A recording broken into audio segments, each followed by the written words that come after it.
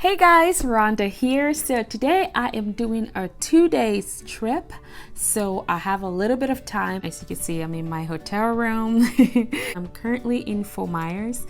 We started this morning, but I wanted to come on here before we dive into part 2 of the How to Become a Flight Attendant series.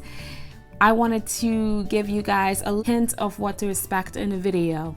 So in this video, we discuss a little bit about scheduling and what to expect when choosing the airline that is right for you. We discussed reserved, quality of life, seniority, what to expect when coming into the airline industry. Because once you know what to expect, you can start to plan your life around it and lower your expectations so that you are better prepared for what's to come. I hope you find this video helpful. Please, if you do found this video helpful, go ahead and click the link, subscribe. And if you have any questions, any question, no question is silly at all. When I was doing my research to become a flight attendant, I had a lot of questions that today, now that I'm a flight attendant, looking back on it, I'm like, that was a silly question, but it wasn't. I had help from other people, so this is my way of giving back. If you have any question at all, please feel free to leave it down below in the comment section. So now that we know what to expect in the video, let's go ahead and dive in. Did you want a flight attendant welcome? Hello, ladies and gentlemen, welcome to Air Rhonda. Today we're going to be flying from how I've started a series about asking flight attendants, actual flight attendants from different airlines, how they became a flight attendant and how you can become a flight attendant, what they love about their job, what they don't like about their job, how they prepare for their interviews, how you could prepare for your interview, and how you can become a successful flight attendant and enjoy your career and have longevity in this industry. With the scheduling, make sure that you're picking an airline, first of all, that aligns with the lifestyle that you want. Because there are the legacy carriers, and everyone thinks that it's the best thing since sliced bread. But that also comes at a price. Okay? So I'm not saying that it is a bad choice. It's actually a great choice. You make good money and you get to be with your dream airline, and the people there are great. I have friends at legacy carriers that love what they do and they love their companies. So I'm just trying to make sure that you have all of the information that you need to get into the position that you want to be in. I don't want you to get into something thinking something else and then realize later on, oh, I wish I knew this. So with the legacy carriers, you're on reserve for a very long time. There are people that have been on reserve for about 15 years, 10 years. And if you have done any research on what reserve is, it's not the best thing ever. I'll tell you that. When I first started, I loved it. And I kind of still love it because I was only on reserve for 3 months. That doesn't happen in the industry like that. So you're not going to get this princess treatment. Don't expect it. You could get it, but I want to believe that I just got lucky in the time that I got into the airline. It was growing fast and things were moving. I was able to get a line really, really quickly. And there are airlines like that you are able to achieve that with, but I don't want this to be your standard when you're looking, because that's not how it works. You have to pay your dues. Look into the airlines you have your eyes set on. What is their scheduling like?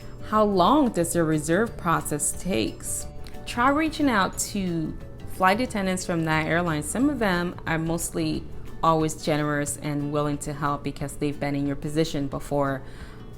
Heck, I'm over here trying to help you. Don't stalk them. Don't harass them, please. But, if you ask one time, you don't get a response, move on. Somebody else might be able to help you. Okay, there's a group that's very helpful. It's called Flight Attendant Career Connection. It's on Facebook. It's got a lot of flight attendants in there. So try requesting that group to join that group. I'm in the group. You're going to find a lot of flight attendants in that group across multiple airlines. So you can ask your questions there and you can have one-on-one help from the group. So if you want to go into a legacy carrier, weigh your options. If you want to fly to all of these amazing destinations, international destinations, it just doesn't happen like that. Just because you're there doesn't mean you start going to France, you start going to Sweden, you start going to the Netherlands. That's not how that works. So I want you to be aware so that you're not disappointed, because sometimes you might end up getting into a really nice airline, which is a legacy, and you realize that you have to be on reserve for 10 years. But one upside to it is that you're able to at least hold a line for a month and then on reserve the next month, hold a line for a month on reserve, like on and off kind of thing. And you're able to do that. So I thought that was really great how they do their reserve process. Because people are so senior at those airlines, those senior people usually get those international trips. So do not get this job thinking that you're going to be going to all of these amazing destinations. Granted, if you're on reserve, you can get a really amazing trip and you end up somewhere someday, laying on a beach in Europe and blah, blah, blah, and all that kind of stuff. But know that there's a possibility that you're not going to be in all of these fancy destinations right off the bat. And then there's also these other airlines that are not these legacy carriers, but you're on reserve for a reasonable amount of time, and you're also able to get off of reserve and hold a line, for the most part, steady line. You know, a line that you have month after month after month. Since I got my line, meaning my schedule, if you don't know what a line is where you get your schedule for the month, you know where you're flying to, you know where you're going to be laying over, what cities and how to prepare and that kind of stuff. But I also enjoyed when I was on reserve, like I said, for 3 months. I didn't know where I was going. I was just excited to get that call and be like, hey, guess what? You're going to go to Vegas today. And you're like, oh my God, I'm going to Vegas. And the next day you're going to LAX. You're like, oh my God, I'm in LA. And you know, it's just amazing. But if you have to do that year after year after year with not enough structure to your life, it kind of gets old. So you have to make sure that this is what you want, because I would hate for you to go through that entire process and be miserable. Believe me, I've had it happen to a couple of flight attendants that I've talked to, that I've mentored, get into the airline and they think that it's gonna be this magical match made in heaven, and it's actually not. They get into the airline and they start complaining and say, I'm not happy here, I want to leave and blah blah. And then I have to be like, oh, do you really, or do you feel disappointed? So I don't want you to feel disappointed. I want you to have all of the answers and make the right choice for yourself. What type of lifestyle you want to have? Where do you want to live? Do you want to have kids? How do you want to raise them? And make sure that is in line with what that airline is offering. And if it's not, it's okay. One key thing I would say is that the airline is seniority based. You don't want to be hopping from place to place. You want to get your foot in the door, get settled in. If you want to get into a legacy carrier, if you're able to get your foot directly into the door, into the legacy, that is amazing. But if you can, go ahead and try that legacy's regional carrier and then try to work your way up from there. And once you get into that legacy carrier, make sure you're sitting your butt there and start building your seniority, and don't be hopping from airline to airline, because it's like starting over. Say you've been in this airline for 5 years and now you want to transfer to another airline, you're going to start over. That seniority does not transfer because it's a different company. So you have to start from the bottom.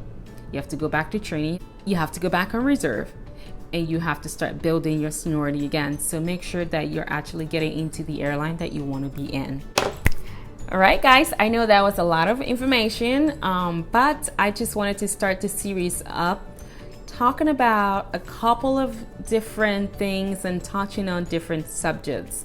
We are going to go into detail about everything that I've discussed, every topic from more advice from flight attendants to the interview tips, how to prepare for the interview. We're going to go step by step in the next video. And we're also going to discuss pros and cons about the job, because every job has pros and cons, okay? So we want to make sure you're weighing all of your options and making the best decision. Until next time, ladies and gentlemen, we'd like to wish you a pleasant stay at your destination, wherever you're watching this video from. I'd like to invite you to like this content if you did, hit the like button, or subscribe if you actually love to see my wonderful face again on your timeline. Thank you so much for watching, and I'll catch you in the next video. Bye-bye. Make good choices. So look into how scheduling works. Monday morning. Baby, I'm trying to film. It's 3 o'clock. Can you just zip it, please? Daniel, can you just stand there for a second and not talk? Let me just film this one section. You're pouring cereal, I can hear you. You not do that? That's why I try to do that. Okay, just stand there, let me just make my point quickly. Yeah, okay. Hi guys, so the scheduling thing, make sure you, baby. Stop. Daniel, I told you to sit still. Never mind. I'll be going in one moment. But I'm done. I'm almost done.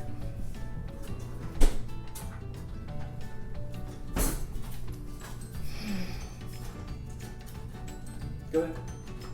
I can't go ahead. You're here. What are you doing? Get away. Bye, Daniel. Love you. Don't stop chewing that cereal like that.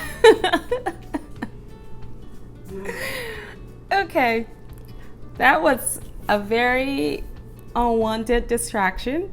Let's get back to business.